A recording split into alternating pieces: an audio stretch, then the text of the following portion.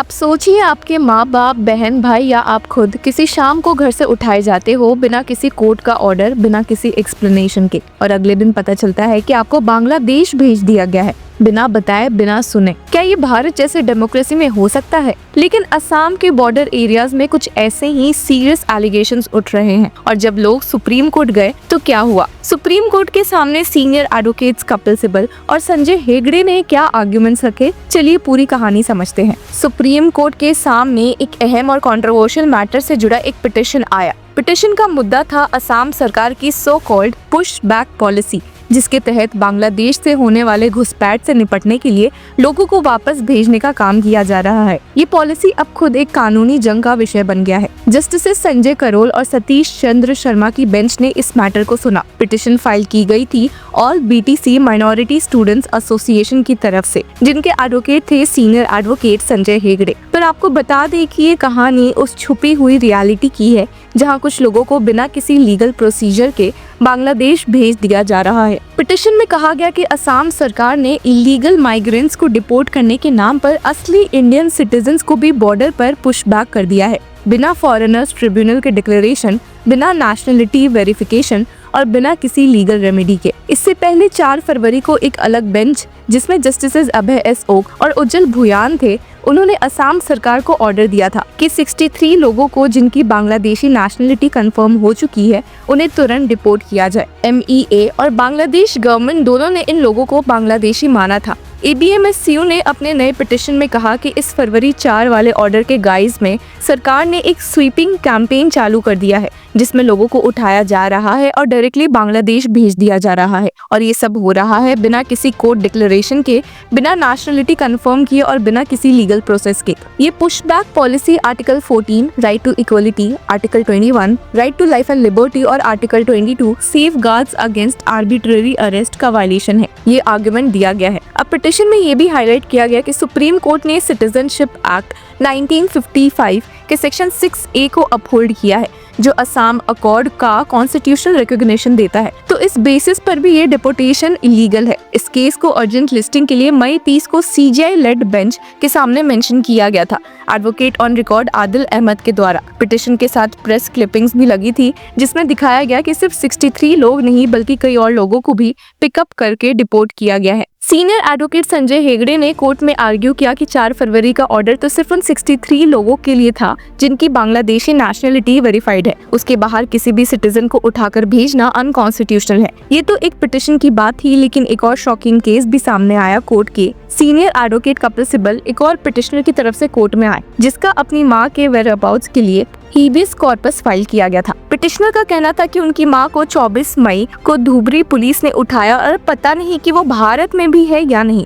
Senior advocate Kapil Sibal ने कहा कि ये DK बासु गाइडलाइंस का ओपन वायलेशन है, जिसमें अरेस्ट के टाइम प्रॉपर प्रोसीजर फॉलो करना जरूरी है। सीनियर एडवोकेट कपिल सिब्बल ने कहा कि वो बेल पर थी दिसंबर 2019 से इस कोर्ट के ऑर्डर से, फिर बिना बताए पुलिस उन्हें उठा ले जाती है और शायद बॉर्डर के उस पार भेज देती है। कोर्ट ने कहा कि ये मैटर एक पेंडिंग प्ली के साथ टैग किया जाएगा और असम सरकार को नोटिस इशू किया जाएगा। पिटिशनर की मां मोनोवरा बेरा उन लोगों में से थी जिनको फॉरेनर्स डिटेंशन कैंप में रखा गया था, लेकिन उन्हें सुप्रीम कोर्ट के ऑर्डर के तहत बेल मिल गई थी क्योंकि उन्होंने 3 साल से ज्यादा का टाइम डिटेंशन में बिता दिया था। अब उनका कोई रिकॉर्ड नहीं है। सीनियर एडवोकेट कपिल सिब्बल ने आर्ग्यू किया, let the state file a counter. हमें नहीं पता कि वो कहाँ है, सरकार को बताना होगा कि उनका क्या हुआ। हालांकि कोर्ट में जब हियरिंग शुरू हुई तो सीनियर एडवोकेट संजय हेगड़े की पिटीशन की सुनवाई के दौरान जस्टिस शर्मा ने उनसे डायरेक्टली कहा, 69 लोग डिपोर्ट हो रहे हैं, आप गुवाहाटी हाईकोर्ट जाइए। जब बेंच ने ये संकेत दिया कि वो पिटीशन को डिसमिस करने वाले हैं, तब हेगड़े ने परमिशन मांगी। जब सुप्रीम कोर्ट बेंच ने ये संकेत दिया कि वो पिटीशन को डिसमिस करने वाले हैं, तब सीनियर एडवोकेट हेगड़े ने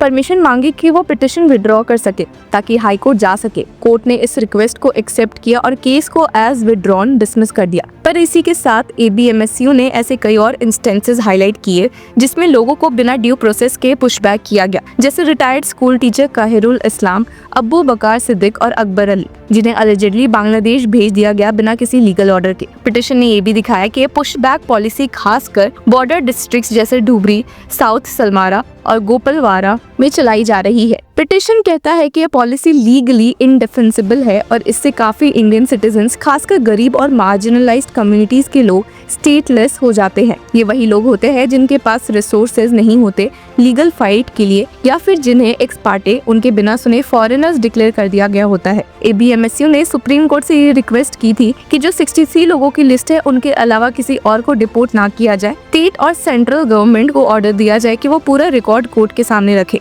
लेकिन सुप्रीम कोर्ट ने टेक्निकल ग्राउंड्स पर पिटिशन को एंटरटेन नहीं किया। उन्होंने कहा कि पिटिशनर हाईकोर्ट जाए। तो सवाल ये है कि जब फंडामेंटल राइट्स का ओपन वायलेशन हो रहा है, जब किसी सिटीजन को बिना कोर्ट ऑर्डर, बिना आइडेंटिफाई वेरीफाई किए एक दूसरे देश भेज दिया जाए, तो क्या हाईकोर्ट जाने का रूट काफी है? क्या ये मैटर सुप्रीम कोर्ट के अर्जेंट इंटरवेंशन का डिजर्विंग नहीं था? पुशबैक पॉलिसी एक ऐसा ग्रे जोन है जहां नेशनल सिक्योरिटी और ह्यूमन राइट्स की बाउंड्री ब्लर हो जाती है। लेकिन जब किसी देश का आम इंसान जिसका कोई पासपोर्ट नहीं, जिसका नाम वोटर लिस्ट में है, जिसके पास आधार है, उसे उठाकर भेज दिया जाता है, तो क्या हम उसे इलीगल इमिग्रेंट कह सकते हैं? असम में ये इशू काफी गहरा है। Citizenship, NRC, D voter, detention camps, इन सबके बीच एक आम आदमी का वजूद गुम हो रहा है, और जब वो कोर्ट जाता है तो उसे कहा जाता है कि हाई कोर्ट जाइए। ये स्टोरी सिर्फ असम की नहीं है, ये कहानी है एक डेमोक्रेटिक देश की जहां किसी भी सिटीजन का फ्यूचर एक क्लरिकल एरर, एक वेग सस्पिशन या एक आइडेंटिटी मिसमैच से डिसाइड हो सकता है। जब तक ड्यू प्रोसेस फॉलो नहीं होता तब तक कोई भी एक्शन, चाहे वो डिपोर्टेशन हो या डिटेंशन, किसी भी तरह से जस्टिफाई नहीं किया जा सकता। क्या सरकार को अकाउंटेबिलिटी नहीं दिखानी चाहिए? क्या कोर्ट्स को और प्रोएक्टिव नहीं होना चाहिए जब इंसानी राइट्स का सवाल हो? और सबसे बड़ा सवाल, अगर कल आप या मैं किसी क्लरिकल गलती के बेसिस पर बांग्लादेशी डिक्लेयर कर दिए गए, तो क्या हम भी बिना सुनवाई के बॉर्डर के उस पार भेज दिए जाएंगे? ये सोचना जरूरी है और इस पे सवाल उठाना और भी जरूरी। तो व्यूअर्स, आपकी क्या राय है हमें कमेंट सेक्शन में जरूर बताएं, और तब तक के लिए keep following Law Chakra. Hello law lovers and justice seekers, welcome to Law Chakra. हम आपके लिए लेकर आए हैं कुछ बहुत ही exclusive. Introducing Law Chakra prime membership, जो आपको देगा exclusive access like never before, यानी कि फुल इनसाइडर एक्सेस, वो भी बस घर बैठे। यही नहीं, प्राइम मेंबर को मिलेगा access to exclusive interview session with renowned जजेस, लीगल एक्सपर्ट्स एंड लॉयर्स। ऐसे इनसाइट्स जो आपको कहीं और नहीं मिले। इसी के साथ अगर आप कभी सोचे कि हम कैसे लेकर आते हैं आपके लिए ये लीगल अपडेट्स, तो इसके लिए भी प्राइम मेंबर्स के लिए है हमारे पास एक special sneak peek behind the scenes of law chakra. Brainstorming session से लेकर ब्लूपर्स तक सब कुछ।